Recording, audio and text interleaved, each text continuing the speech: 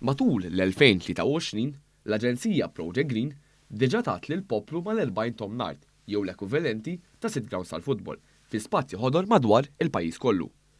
F'dawn l-ewwel 11-il xahar minn mindu twildet, din l-entità daħlet f'ħidma sfiqa biex timplementa bosta proġetti ambjentali b'allokazzjoni governattiva ta' 700 miljun euro. Matul din is-sena wkoll, din l-Aġenzija issottomettiet il-pjani lill awtorità tal-pjanar wara konsultazzjoni ma' residenti biex issir it-trasformazzjoni tal-qalba ta' San Ġwan b'ġonna u żoni ta' rikreazzjoni jieħdu post triq arterjali traffikuża. Ġie mħabbar ukoll spazju miftuħ ta' madwar 3000 metru kwadru li se jiġi ritornat lill-komunità ta' Bormna biex isir pulmun ta' siġar u pjanti f'din il-lokalità. Din l-art li kienet se tiġi żviluppata f'dormitorju mill-American University of Malta u li preżentament qed tintuża bħala parkett se tingħata lura lin-nies fi spazju miftuħ pubbliku aċċessibbli għal kulħadd. Ġew mħabbra wkoll 16 proġett ambjentali ġdid li se jkunu qed isiru madwar pajjiżna sal-2025 b'investiment ta' 10 miljun euro. Fost l-akbar proġetti li ġew miftuħa matul din is-sena kien hemm il-Park tal-Familja f'Benajsa, spazju miftuħ ta' 17,000 metru kwadru fejn il-familji jistgħu jirrikreaw lilwieħhom qalb 4,000 siġra. Infetħet ukoll l-ewwel korsa tal-ostakli pubblika fil-Park ta' San Clement f'Ażabbal. Il-korsa hi mifruxa fuq 2700 metru kwadru u tipprovdi lill-atleti u l-isportivi b'opportunità li jipprattikaw id-dixxilpina favorita tagħhom f'park pubbliku.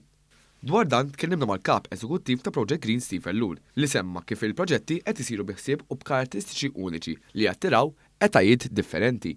Il-mosta fejn irreġenerajna spazju apposta sabiex l-istudenti jkunu jistgħu igawduh l-istudenti tal-MCAS li qegħdin viċin.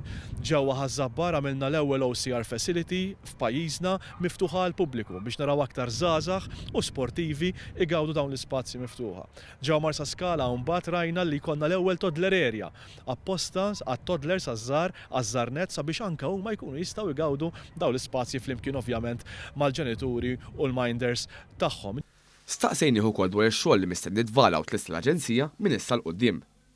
Ellul sostna li tlestija ta' aktar proġetti hi essenzjali biex kompli tiżdied il-fiduċja fl-effiċjenza ta' din l-Aġenzija. Hawn tenna li ftit ta' xurilu tħabbar li l-Gvern irnexxielu jġib aktar minn 8 miljun euro u fuqhom fondi Ewropej biex jitellgħu proġetti ħodor kbar f'pajjiżna. U taħjil ta' x'nistgħu nistennew fis-sena li ġejja. Proġetti kbar oħrajn ukoll fil-fatt ġewwa l-Fgura, ġewwa Benajsa hawnhekk stess ħajkun estensjoni ta' park ġewwa Ġnien Kottoner ħanagħmlu reġenerazzjoni ġdida, propju bejn il-Fgura u Kottoner se jkollna aktar minn 100,000 metru kwadru ta' spazju miftuħ ġdid. Ħankunu qegħdin naraw illi hemmhekk ikollna spazju daqs darbtejn ta' qali propju ġewwa l-Fgura u ġewwa l-Kottonera.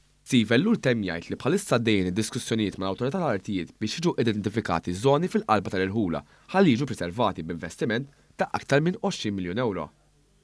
Ix-xahar li għadda il-Gazzetta Kulħadd ħabbret li diġà ġew identifikati mill-inqas 7 żoni għal dan il-għan. Waqt li dawn ivarjaw fid-daqsijiet, jirriżulta li komplessivament jaqbżu l-15,000 metru kwadru li se jinbidlu fi spazji ġodda miftuħa, minflok jimnew anke jekk jinsabu f'żoni li jistgħu jiġu żviluppati b'dan il-mod.